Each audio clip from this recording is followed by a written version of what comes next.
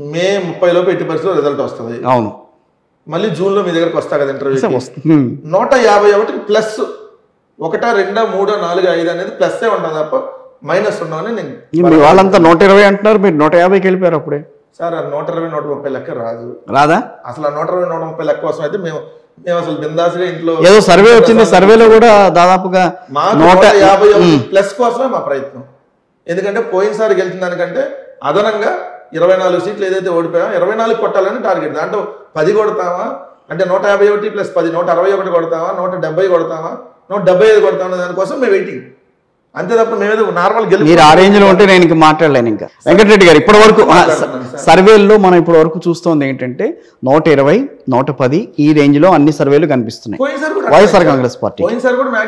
ఒకవేళ 110 దాకా వచ్చి ఉంటే గనక స్ట్రాంగ్ అపోజిషన్ మీరు చూడాల్సిన పరిస్థితి రాబోయే రోజుల్లో. మొన్న 23 సీట్ల కంటే వీక్ అపోజిషన్ రేపు మీరు చూడబోతా ఉన్నారు.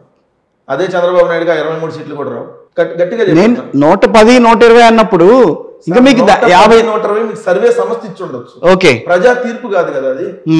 మాకు పోయినసారి కూడా 110 వస్తే, 120 వస్తే, 130 వస్తే సర్వేలు ఇచ్చినాయి. అది వేవ్ సార్, అది వేవ్. నేను కాదనన్ను, నేనేం కాదన్ను.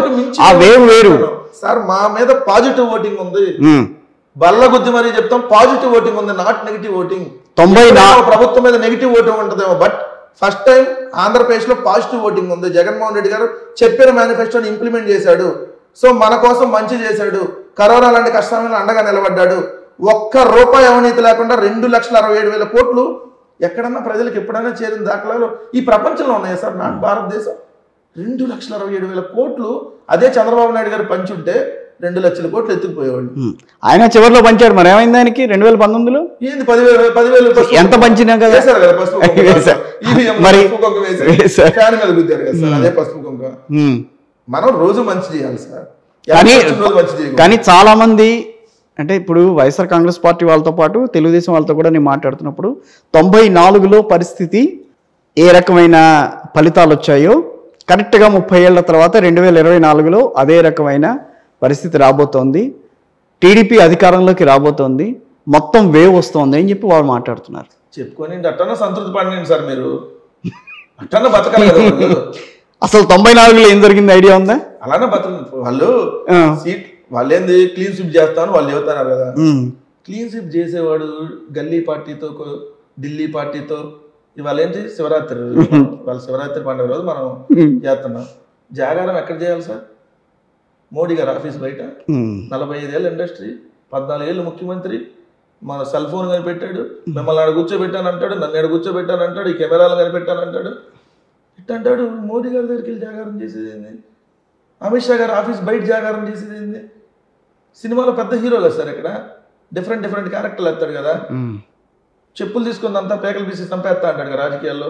వెళ్ళి అక్కడ జాగారం చేస్తున్నారంటే జగన్మోహన్ రెడ్డి గారి దెబ్బకి ఢిల్లీలో జాగారం చేస్తున్నారు సార్. ఏంది వాళ్ళు ఇంకా సీట్లు కొట్టేది? మీ పార్టీలో పోటీ చేయడానికి అభ్యర్థులు లేక 10 పార్టీలను ఎంటేసుకొని వాళ్ళకొన్ని పంచుకుని మీరేందన్న కొట్టే సీట్లు? మీకు వైఎస్ఆర్ కాంగ్రెస్ పార్టీలో క్యాండిడేట్ తప్ప మీకు దిక్కు లేదా? వేమిరెడ్డి గారికి సీట్ అంట, వాళ్ళ ఆవిడకి సీట్ అంట, ఆయన ఒకటి వచ్చిన ఇంకో 2 సీట్లు అంట. మా పార్టీలో ఉన్న పాదసారి మేము పనికిరాని చెప్పిన పాదసారథి సీట్ అంట. మేము ఇక్కడ మీకు లేదు ఇంకోసారి సీట్ ఇస్తామంటే ఆయన వెళ్ళిపోయిన కృష్ణదేవరాయలు గారికి సీట్ అంట.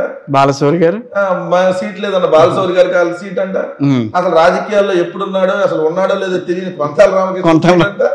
ఏది ఒక టీవీ డిబేట్ లో ఒక ప్రతినిధిని చెప్పు తీసుకుందన్న వ్యక్తికి ఇదే ఒక డైరెక్టర్ రామ్ గోపాల్ వర్మని చంపి తీసుకురండి ₹1 కోటి ఇస్తా అన్నాడు. వాళ్ళకి ఎమ్మెల్యే క్యాండిడేట్. హిందువుల్ని హిందూ దేవతల్ని బండబూతులు తిట్టినాడు. వాళ్ళకి పార్టీలో ఎమ్మెల్యే క్యాండిడేట్. ఇదే వాళ్ళ పార్ట్నర్గా ఉన్న పార్టీని బోసిడికే లంబూతులు తిట్టినాడు. వాళ్ళకి ఎమ్మెల్యే క్యాండిడేట్. అది ఎప్పుడుదో మీరు బయటికి తీసారని చెప్పి వాళ్ళు మాట్లాడుతున్నారు. ఎప్పుడుదో అంటే అప్పుడు అటు మాట్లాడాము, ఇప్పుడు మాట్లాడమని దానికి అది ఎప్పుడో పరిస్థితులు బట్టి ఆ రోజున మాట్లాడిన వ్యవహారం. అది ఇవాళ ఏం కొత్తది కాదు. ఇవాళ తెలుగుదేశంలో క్యాండిడేట్లు ఎట్లాంటి వాళ్ళు ఉన్నారంటే అగ్రవర్ణ అమ్మాయిలను లేపుకొని పెళ్లి చేసుకుని వస్తే 10 లక్షలు ఇస్తా, అవసరమైతే నేను కువైట్ లో ఉద్యోగం ఇప్పిస్తా. వాళ్ళు ఎమ్మెల్యే క్యాండిడేట్ల. తెలుగుదేశం పార్టీ పరిస్థితి ఉంది. ఎందుకంటే నేను ఏమైనా ఎగ్జాంపుల్ చెప్పాను. మొదట్లో వైసీపీకి కూడా వచ్చారు కాదనే సీటు, పెళ్ళానికి సీటు, కూతురుకు సీటు. వెంకటరెడ్డి గారు మొదట్లో వైసీపీలో కూడా అతను వచ్చి మళ్ళీ ఆ తర్వాత కాదనంటే మళ్ళీ టీడీపీ అవన్నీ జరిగినాయి. ఇవన్నీ కూడా పార్టీలో జాయిన్ అవటం వేరు, వాళ్ళని పొజిషన్ లో ఉంచడం వేరు. దట్స్ చాలా డిఫరెన్స్ ఉంది. ఎస్ ఇప్పుడు పార్టీలో వచ్చినప్పుడు జాయిన్ చేసుకుంటారు, సరే దాని బిహేవియర్ మారలేదు అనుకోండి, తర్వాత సస్పెండ్ కూడా చేస్తారు. కొంతమంది మేము కూడా సస్పెండ్ చేసింది అట్లా ఉన్నాయి. సో ఒక్క సిచ్యువేషన్ లో తెలియకుండా తీసుకున్న సిచ్యువేషన్స్ కూడా ఉంటాయి. అధినాయకుడి దృష్టికి రాకుండా కింద మ్యానిపులేట్ చేసి కూడా తీసుకున్న దృష్టిలో ఉంటాయి. మహాసేన్ రాజేష్ అదే. సో ఒక్కసారి జిల్లాలన్నీ వద్దాం. శ్రీకాకుళం, విజయనగరం, విశాఖపట్నం, ఈ మూడిట్లో మీ హవా ఎంతవరకు ఉంటుంది? పోయినసారి కంటే ఎక్కువ ఉంటుంది. పోయినసారి విశాఖపట్నం టౌన్ 4 ఓడిపోయాం, ఈసారి టౌన్ లో కూడా కొడుతున్నాం. సిద్ధం సభ ఇచ్చిన ఊపు అంటారు అది? సిద్ధం సభ ఇచ్చిన ఊపు అండి నేను అందరికీ. సిద్ధం సభ మాకు కేడర్కి ఉత్సాహాన్ని ఇచ్చింది. బట్ 5 ఏళ్ళు మంచి చేశాం సార్, కరోనాను వదిలేశారు అందరూ. ఎంత మంచి చేశాం కరోనాలో.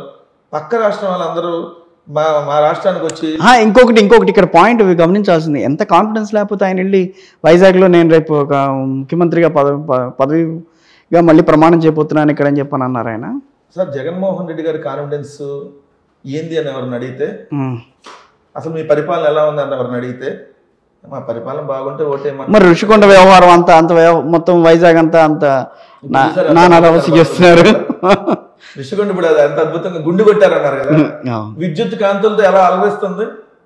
ఇలా పత్రికల్లో గుండు కొట్టించుకోవాలి. ఆయన ప్యాలెస్ అది అని చెప్పని మాట్లాడుతున్నారు వాళ్ళు. సీఎం గారి ప్యాలెస్ కదా సార్, సీఎం గారి నివాసం సీఎం గారిది. దాని ప్యాలెస్ అంటే జగన్మోహన్ రెడ్డి గారి సొంత భవనం కాదు కదా. వాళ్ళకి అలవాటు కదా.